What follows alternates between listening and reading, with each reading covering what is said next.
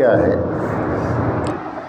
یوسف علیہ السلام ان کے والد محترم حضرت یعقوب علیہ السلام اور ان کی فیملی صحرا میں رہتے تھے، ڈیزرٹ کے اندر. ایک جیسے گاؤں دیہات کے لوگ ہوتے ہیں، کسی بھی طرح کے ڈیولپمنٹ وغیرہ سے بہت دور. اور پھر بچپن میں ہی یوسف علیہ السلام کے جو بھائی تھے وہ ان کے دشمن ہو گئے تھے. اس کی وجہ کیا ہے، حضرت یوسف علیہ السلام کو ان کے ابا جان حضرت یعقوب بہت زیادہ محبت کرتے تھے. ان کو جلسی ہو گئی. انہوں نے آپس میں یہ مشورہ کیا، بھائی آپس میں مل کر، کہ اگر ہم یوسف کو بیچ سے ہٹا دیں تو ہم سب جو ہے اپنے ابا جان کے بہت خاص ہو جائیں گے، وہ محبت ہم کو ملے گی. تو انہوں نے سازش کی، پلاننگ کی کہ یوسف علیہ السلام کا قتل کر دیں، اور وہ بہانہ بنا کر ان کو لے کر گئے کہ ہم جنگل میں لے جا کر کھیلیں گے اور تفریح کریں گے، یوسف کو بھی ساتھ میں لے جائیں گے. اور وہاں لے جا کر کے ان کو ایک کنویں کے اندر ڈھکیل کر واپس آ گئے، اور ان کے کپڑوں پر ایک جانور ذبح کر کے وہ خون لگائے اور لا کر کے ابا جان کے سامنے رکھ دیا کہ یوسف کو تو جانور کھا گیا. پھر ادھر سے ایک قافلہ گزر رہا تھا، ان کو پانی کی ضرورت تھی. وہ اس کنویں کے پاس، باوڑی کے پاس آئے، اور پانی نکالنے کے لیے جب رسی ڈالے تو یوسف علیہ السلام اسے پکڑ کر اوپر آ گئے. ان لوگوں نے دیکھا کہ بڑا خوبصورت بچہ ہے. اس وقت غلاموں کا دور تھا، ان کو مارکیٹ میں بیچیں گے تو بڑے پیسے ملیں گے. تو ان کو ساتھ میں لے گئے، مصر پہنچ گئے. اور اس زمانے میں مصر جو ہے دنیا کا سب سے زیادہ ڈیولپڈ کنٹری، جیسے آج کل امریکہ، لوگ وہاں جاتے تھے تجارت کے لیے، ایجوکیشن کے لیے، ہر طرح بہت ترقی یافتہ ملک تھا. اتفاق ایسا ہوا کہ ان کو بیچے تو خریدنے والا جو تھا وہ عزیز مصر، مصر کا حکمراں تھا، بادشاہ. پھر ان کے گھر میں ان کی پرورش ہوئی، بڑے ہوئے. جب جوان ہوئے تو نہایت ہی خوبصورت تھے. اس بادشاہ کی بیوی کی غلط نظر پڑی ان پر، وہ چاہتی تھی ان کے ساتھ برا کام. ایک دن کھینچا تانی ہوئی، کمرے میں اکیلے ملے تو وہ آگے بڑی زبردستی کرنے لگی. اتنے میں ان کا شوہر آ گیا. جب آ گیا تو اس کے سامنے جھوٹ بولی کہ یہ زبردستی کر رہا تھا. قصہ کیا ہے، پھر کچھ سال کے لیے یوسف علیہ السلام کو جیل میں رہنا پڑا. اس کے بعد جیل میں 2 قیدیوں کا خواب سن کر انہوں نے جو بتایا، اور پھر مصر کے بادشاہ نے بھی ایک خواب دیکھا.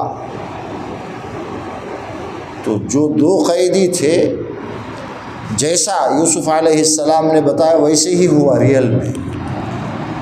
جب بادشاہ نے خواب دیکھا اور سب کے سامنے یہ بات آئی کہ یہ کیا ہے، اس کی تعویل کیا ہے، اس خواب کو کیسے ہم سمجھیں، تو یہ جو 2 قیدیوں میں سے ایک تھا وہ بادشاہ کا خاص خادم تھا. اسے یاد آ گیا کہ یوسف ہیں، تو وہ کہا کہ میرا دوست ہے، میں اس سے پوچھ کر کے اس خواب کی تعبیر بتاتا ہوں. یوسف علیہ السلام کے پاس آیا اور انہوں نے وہ خواب بتایا، تو یوسف علیہ السلام نے اس کی تعبیر بھی بتائی کہ یہ اصل ایسا ہونے والا ہے، اور تدبیر بھی بتائی. وہ خواب کیا تھا، انی ارا 7 بقرات سمان یأکلہن 7 عجاف.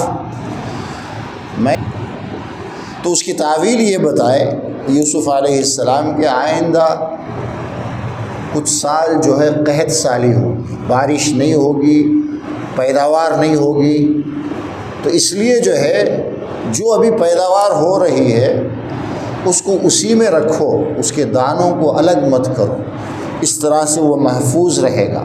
تو پھر ایسے ہی ہوا۔ بادشاہ نے جب سنا تو یوسف علیہ السلام کو بلایا گیا اور وہ سارا معاملہ، ان کی بیوی نے جو تہمت لگائی تھی، الزام جو لگایا تھا، وہ بھی ختم ہو گیا۔ یوسف علیہ السلام کو اب گورنمنٹ میں وزارت ملی۔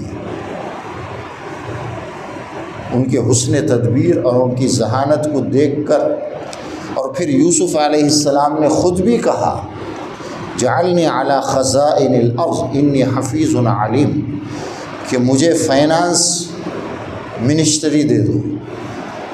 اس کے تعلق سے اللہ نے مجھے سمجھ دے رکھی ہے، تو فائنانس منسٹر بنے، پھر بعد میں حکمراں بھی بنے۔ یہ سارا قصہ قرآن کے اندر موجود ہے۔ اتنے سارے قربانیاں ہوئی، اور جب آپ پاور میں آ گئے، دور دراز علاقے میں جو قحط سالی تھی، پیداوار نہیں ہو رہی تھی، ان میں ان کا گھر بھی تھا، کچھ بچا نہیں تھا، تو ان کے ابا نے ان کے بھائیوں کو بھیجا، جاؤ مصر کا بادشاہ سنتے ہیں بڑا اچھا انسان ہے، وہ سب کی مدد کر رہا ہے، غلہ دے رہا ہے۔ یہ آئے، یوسف علیہ السلام نے ان کو دیکھتے ہی سمجھ گئے کہ میرے بھائی ہیں، ان کو غلہ بھی دیا، اور جانے سے پہلے یہ کہا کہ دوبارہ جب آنا تو تمہارا ایک بھائی ہے جو تمہارے ساتھ ابھی نہیں آیا، اس کو لے کر آنا، اس کے بغیر آؤ گے تو تم کو نہیں ملے گا۔ اور پھر اپنے خدام سے یہ کہا کہ ان کے غلے میں یہ جو پیسے اس وقت کے جو بھی دیے ہوں گے غلے کے عوض میں، وہ بھی رکھ دو، ان کو واپس کر دو، ان کو بغیر بتائے اندر چھپا کر۔ یہ پھر واپس آئے اپنے ابا جان کے پاس، اور جب غلہ کھولا گیا تو اس کے اندر بڑی تعریف ہوئی کہ کتنا اچھا انسان ہے، مدد بھی کیا اور قیمت بھی اس کی نہیں لی۔ پھر ضرورت پیش آئی تو یوسف علیہ السلام کے ابا جان جو تھے یعقوب، وہ تو تیار نہیں تھے، لیکن کسی طرح ان کو بھی لے کر کے دوبارہ پھر آئے، جو بھائی تھے ان کے، یعنی ان کی ماں سے وہ سگے بھائی تھے، باقی جو بھائی تھے وہ ماں دوسری تھی۔ آتے ہی ان سے کہا کہ میں تمہارا بھائی یوسف کو لیا، یہ لوگ چلے گئے۔ پھر سلسلہ آگے بڑھتا ہے، پھر دوبارہ وہ آتے ہیں مدد کے لیے، غلے کے لیے، کہ یہ کہتے ہیں کہ قیمت ادا کرنے کے لیے بھی ہمارے پاس کچھ نہیں ہے، آپ مہربانی کر کے ہمیں کچھ غلہ دے دیجیے۔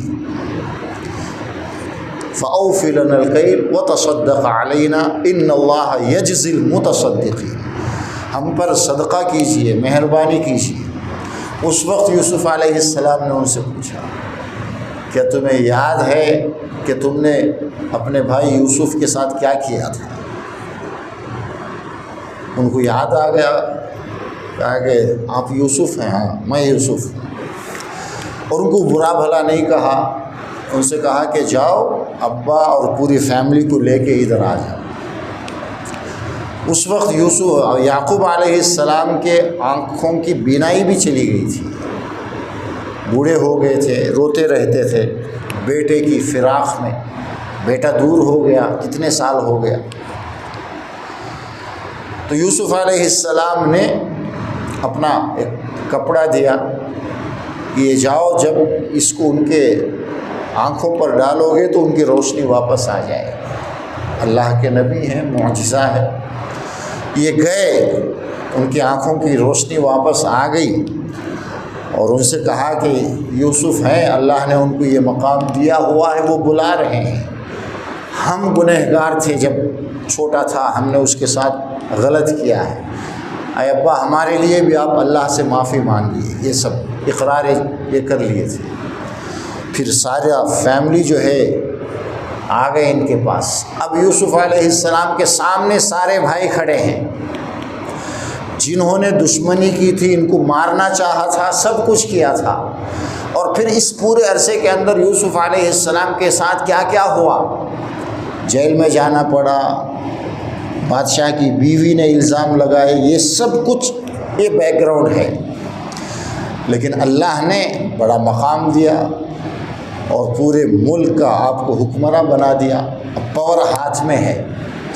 ایسے میں عام طور پہ دنیا میں کیا ہوتا ہے، آپ کا کوئی کمپٹیٹر ہے، اس کو آپ ہرا دیتے ہیں، وہ اپنی ہار تسلیم کر کے آپ کے سامنے کھڑا ہے تو آدمی اسے برا بھلا کہتا ہے، سب کے سامنے اسے ذلیل کرتا ہے۔ یہ عام طور پر دنیا کے اخلاق ہیں، لیکن اللہ کے نیک بندے ایسا نہیں کرتے۔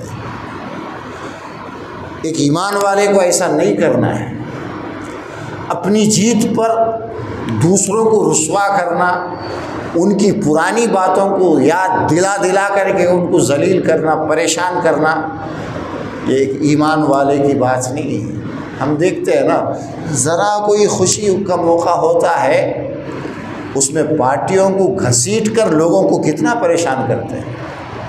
تھوڑی بہت جیت ہوتی ہے، آپ پورا جلسے جلوس، گاؤں کے اندر ہنگامہ، باجے، مٹی مشانم، ان کو اچھائی کا کچھ پتہ ہی نہیں ہے، جانوروں کی زندگی گزار رہے ہیں۔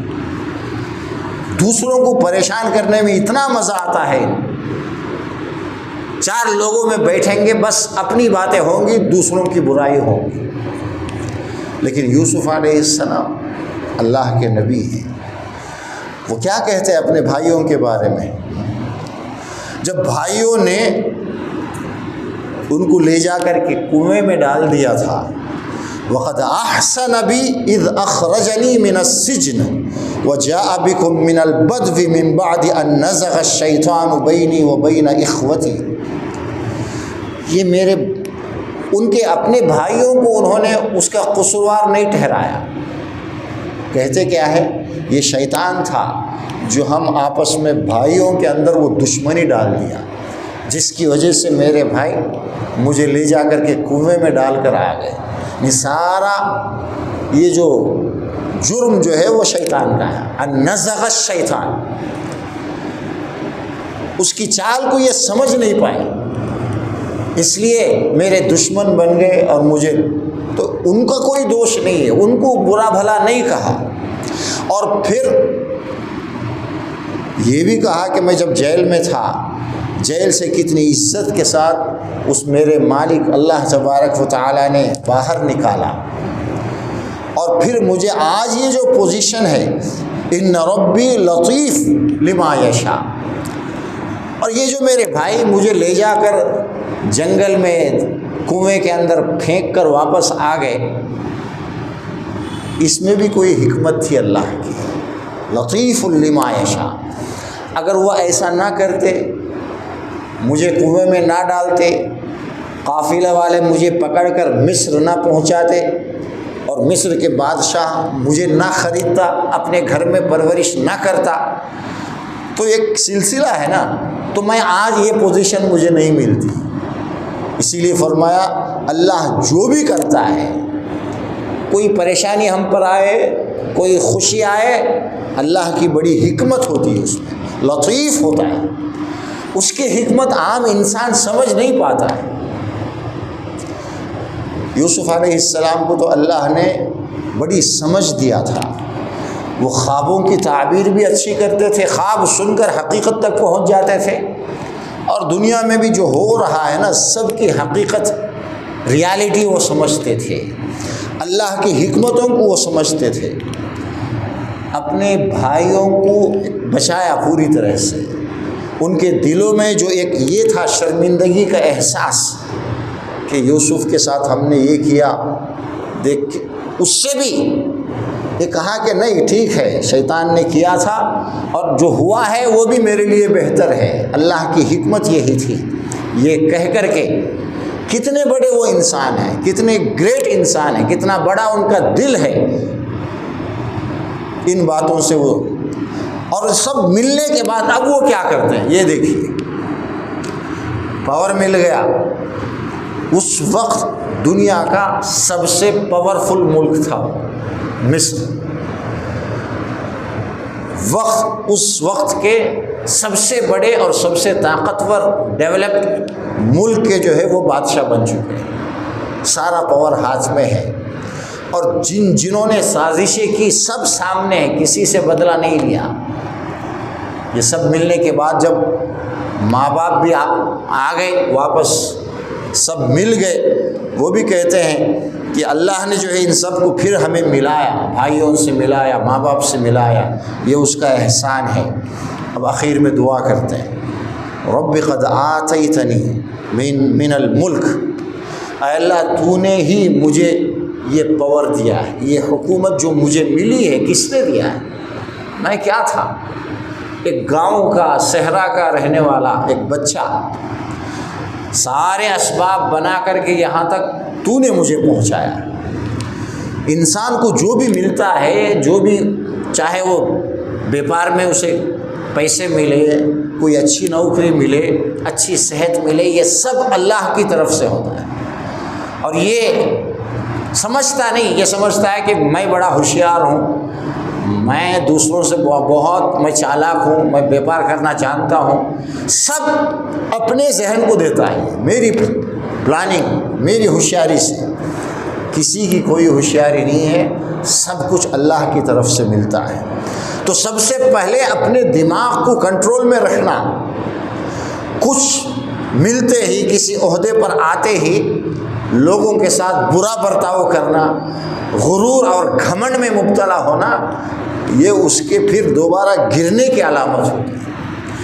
بڑی پوزیشن پر آنے کے بعد انسان جو ہے اپنے آپ کو یاد رکھے کہ وہ ایک کمزور انسان ہے، اللہ نے اسے یہاں تک پہنچایا ہے۔ یہی کہتے ہیں رب قد آتیتنی من الملک، اس میں میرا کچھ نہیں، اللہ تو نے مجھے یہ ملک دیا ہے، وعلمتنی من تأویل الاحادیث، اور پھر یہاں احادیث سے مراد خواب ہے، خواب کی تعبیر بیان کرنا، خواب کو اچھی طرح سمجھنا، پھر لوگوں کو بتانا، یہ جو صلاحیت اے اللہ تو نے مجھے دیا ہے۔ اور خواب کے ساتھ ساتھ کچھ اور بھی ہے، دنیا میں کوئی بات ہوتی ہے تو وہ اچھی طرح اس کو سمجھ کر لوگوں کو بتانا۔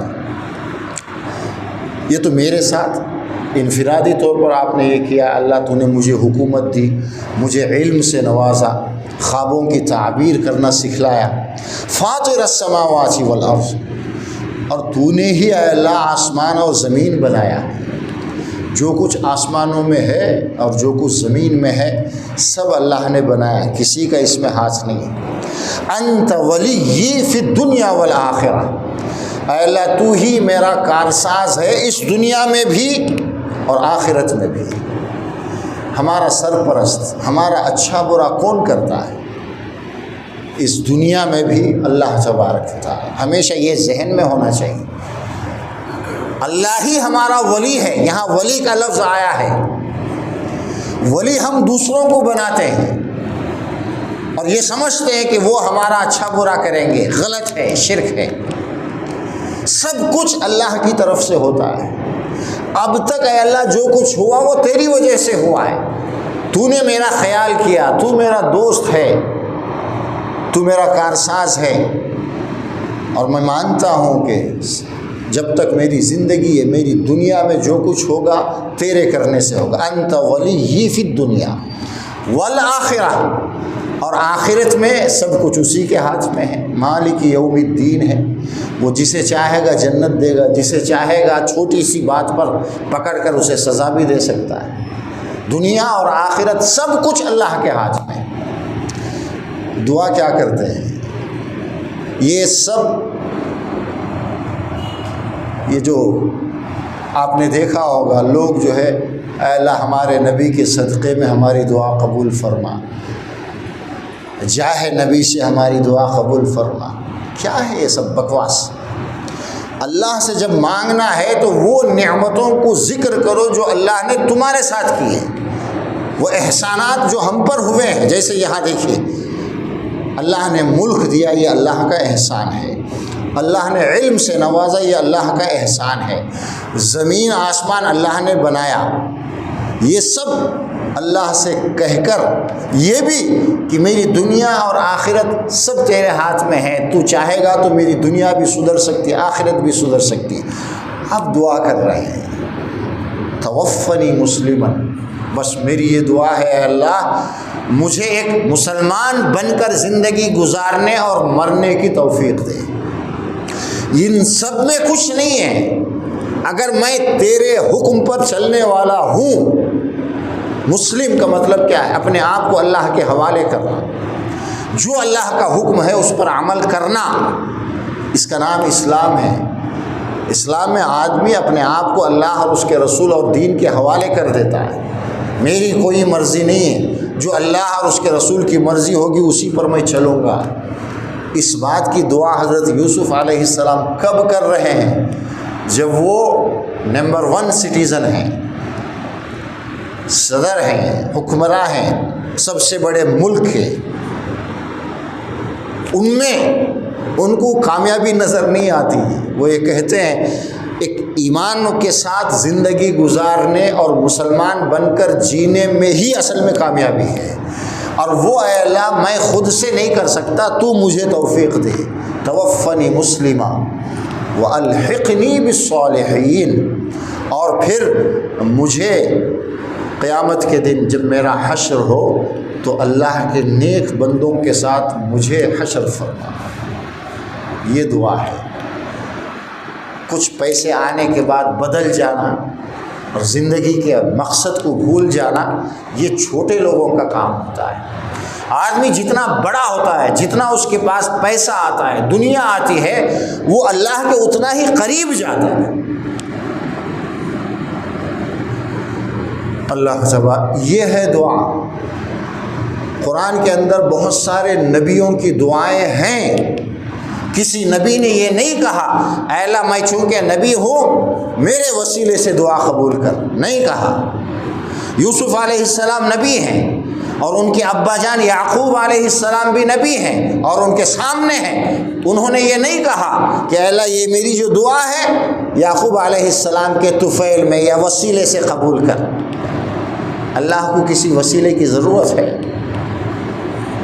اللہ نے جو احسانات کیے ہیں ان کو یاد کرو۔ اللہ تیرا بڑا احسان ہے کہ تو نے مجھے ایمان سے نوازا، جو سب سے بڑی قیمتی چیز ہے۔ اے اللہ میرا یہ کام بھی بنا دے، تو دنیا و آسمان کا بنانے والا ہے، میرا یہ جو کام ہے، میرے گھر میں جو بیمار ہے اسے شفا دے۔ وسیلہ کچھ نہیں ہے۔ اللہ کے نبی ساری زندگی میں ایک بار بھی کسی کا وسیلہ لے کر دعا نہیں کی ہے۔ کتنی دعائیں ہمارے سامنے ہیں۔ ابراہیم علیہ السلام یا اسماعیل علیہ السلام کی دونوں کی دعا موجود ہے۔ وَإِذْ يَرْفَعُ إِبْرَاهِيمُ الْقَوَاعِدَ مِنَ الْبَيْتِ وَإِسْمَاعِيلُ رَبَّنَا تَقَبَّلْ مِنَّا۔ جب ابراہیم اسماعیل دونوں خانہ کعبہ بنا رہے تھے تو یہ دعا کر رہے تھے اے اللہ ہمارا یہ جو عمل ہے تو قبول فرما، کسی کا کوئی وسیلہ نہیں۔ ربنا ظلمنا انفسنا، آدم علیہ السلام اور حوا نے جو ان سے جو غلطی ہوئی، مسٹیک ہوا، جنت میں اس پھل کو کھایا جس سے منع کیا گیا، پھر اللہ سے معافی مانگتے ہیں۔ کیا کہتے ہیں؟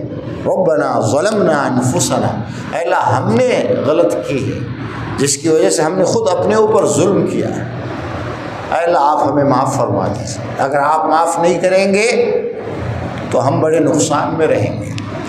اللہ کے نبی نے حضرت ابو بکر صدیق رضی اللہ عنہ کو ایک دعا سکھائی نماز میں پڑھنے کے لیے، اللہم انی ظلمت نفسی ظلما کثیرا ولا یغفر الذنوب الا انت۔ یہ ہے وسیلہ۔ گناہوں کو معاف کرنا ہے اللہ تیرا کام ہے، تیرے علاوہ کوئی معاف نہیں کر سکتا، اس لیے تو میرے گناہوں کو معاف کر۔ فاغفر لی مغفرۃ من عندک، مغفرت، رحمت، یہ سب اے اللہ تیرے ہاتھ میں ہے، تو ہی معاف فرما۔ وہاں اللہ کے نبی نے یہ نہیں سکھایا کہ ابو بکر جب تم دعا کرو تو میرا نام لینا کہ محمد صلی اللہ علیہ وسلم کے وسیلے سے دعا کرو۔ وسیلہ ہمارے نیک اعمال ہیں۔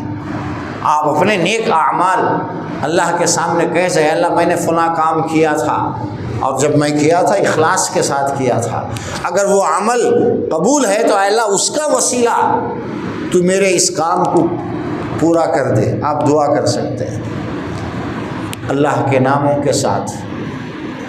اللہ کے 99 نام ہیں، کسی بھی نام کے ساتھ آپ دعا کر سکتے ہیں۔ الحمد کا سورہ پہلے کیا کیا بتایا گیا؟ الحمدللہ رب العالمین، اللہ کی تعریف کی گئی اور یہ کہا گیا کہ اللہ سب کا پالنے والا ہے، رب ہے، وہ رحمان ہے، رحیم ہے، قیامت کے دن کا مالک ہے۔